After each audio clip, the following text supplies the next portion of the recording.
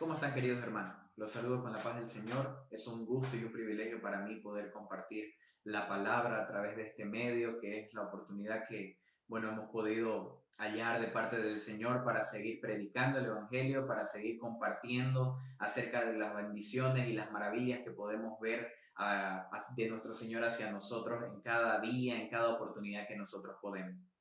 En esta oportunidad, hermanos, yo quiero compartir con usted una pequeña porción de la palabra, un mensaje para la iglesia, un mensaje para cada uno de nosotros. Y quiero que agarremos como base el libro de Juan capítulo 8, versículo 1 hasta el versículo 8, 7. Vamos a ir a estar viendo, revisando lo que es la historia de lo que es la mujer que fue encontrada cometiendo adulterio. Vamos a dar lectura, voy a leer la nueva versión internacional para que usted ahí me pueda seguir de todos modos y vamos a dar lectura a la palabra del Señor.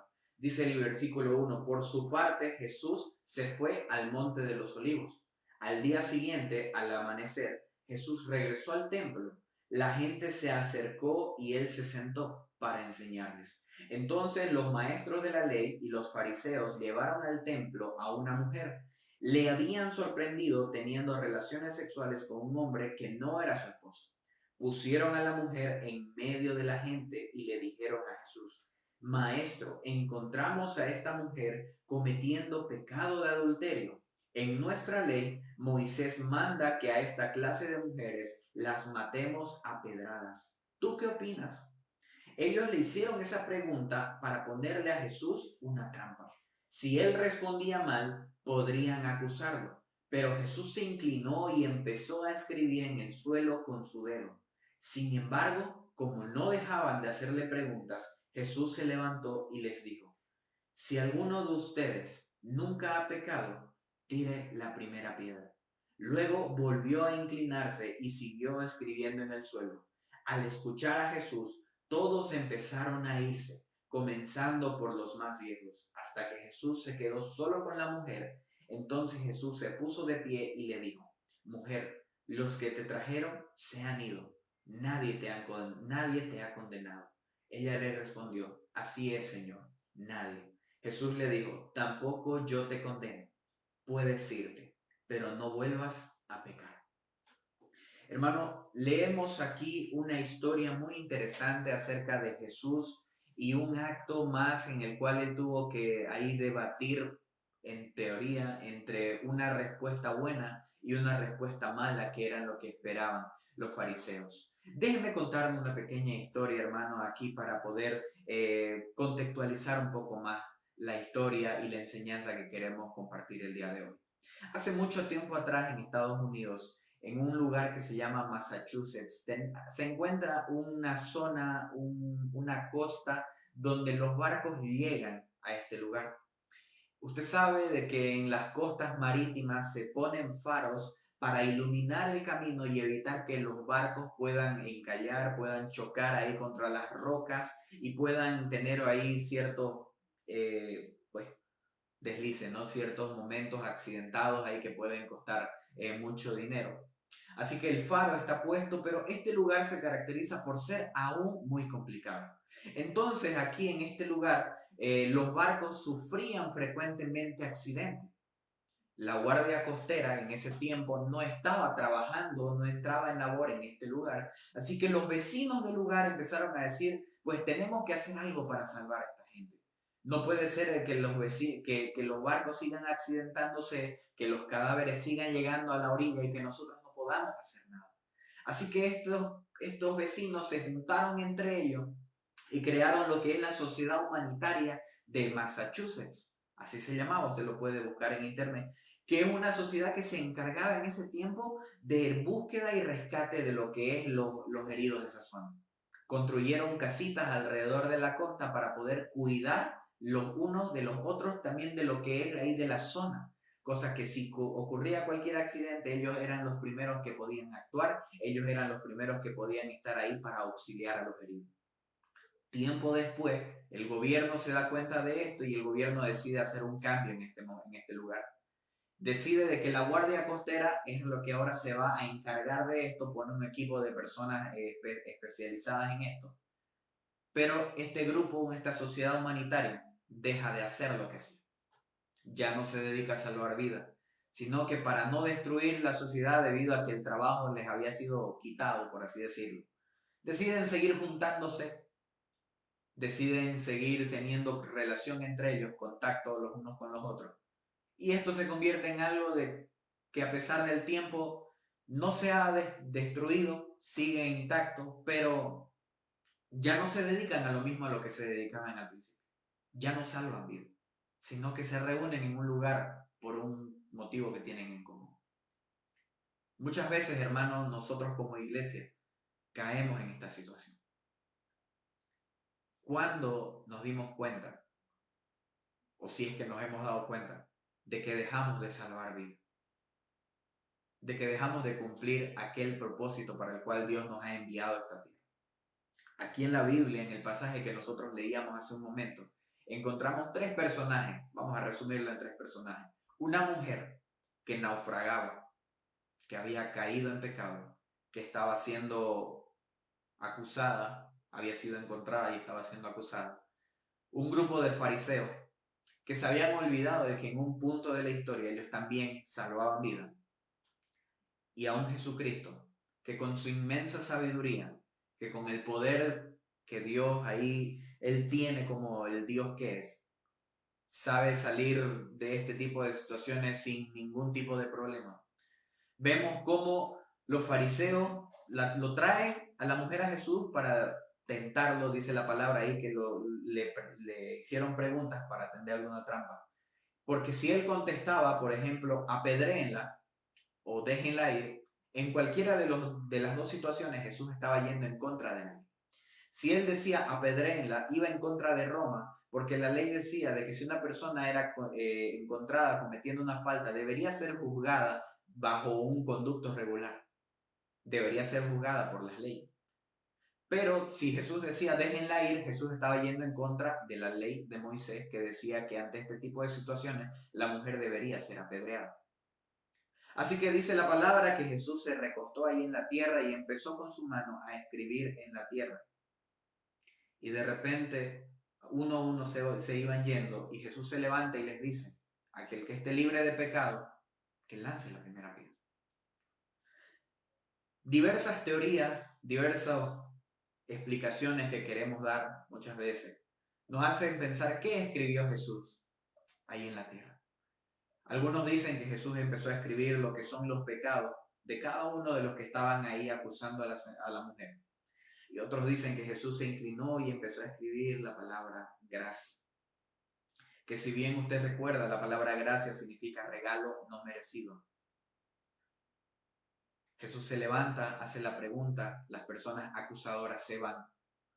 Y muchas veces aquí es donde nosotros también caemos.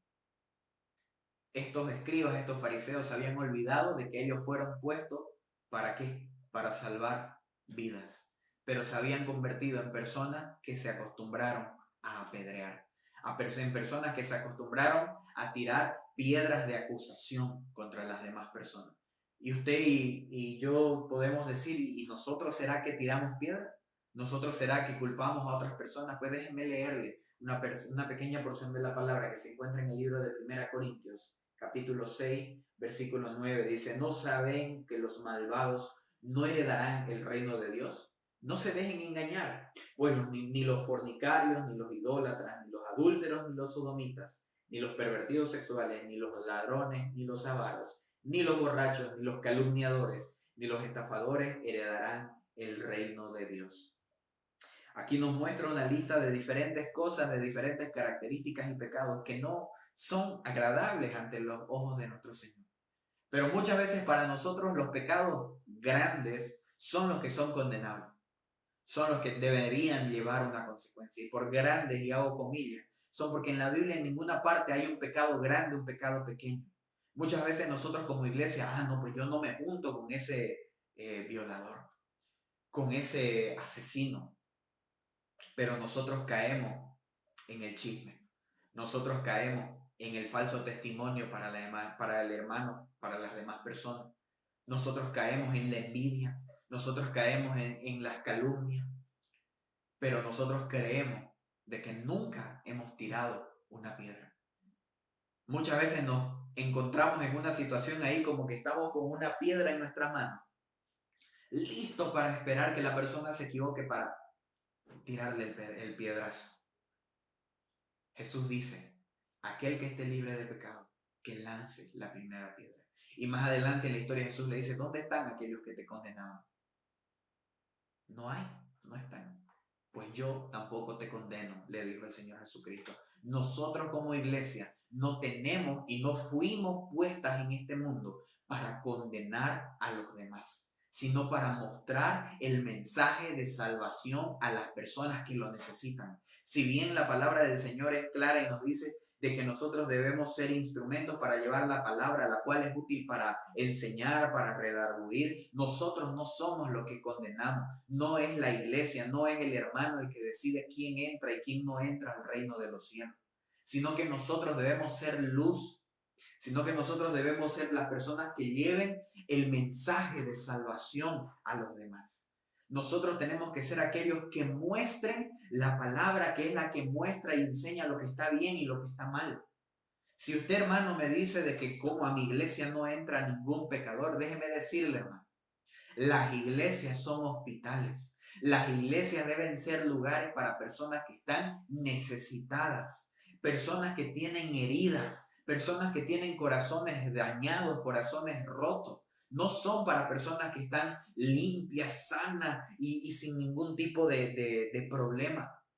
Aquella persona que entra en una iglesia entra en un proceso de transformación. Usted y yo seguimos siendo trabajados por el Señor hasta el día en que Él venga. Hasta el día en el que Cristo venga, nosotros debemos seguir siendo transformados. Nosotros seguimos en el proceso de mejorar, de ser mejores personas, de imitar el carácter de Cristo. Pero hasta que esto suceda, hermano, y las personas se nos crucen en el camino, nosotros tenemos que entender que nuestra tarea es extender nuestra mano en ayuda, no en señalar y decir tú pecador, porque recuerde, usted y yo nacimos pecadores.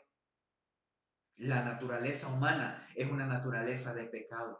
Si bien Cristo nos ha salvado, si bien Cristo nos ha redimido, nos compró a precio de sangre, déjeme decirle, hermano, usted y yo no somos perfectos.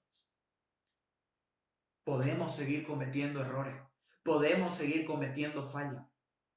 Si bien tenemos que trabajar en pos de que esto no sea así, trabajar para cada día parecernos más a Cristo, eso no quiere decir que usted y yo no fallemos.